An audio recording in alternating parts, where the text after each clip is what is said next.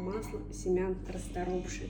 Кстати, семена расторопши у нас это уже новый урожай и новый сорт. Семена просто шикарные, масло наивкуснейшее.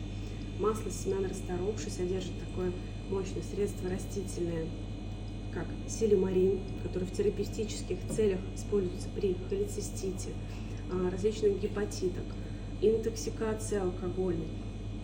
АЛТ и АСТ снижаются даже после перенесенной химиотерапии, поэтому масло семян расторопши – это натуральная помощь вашей печени и желчевыводящим путям.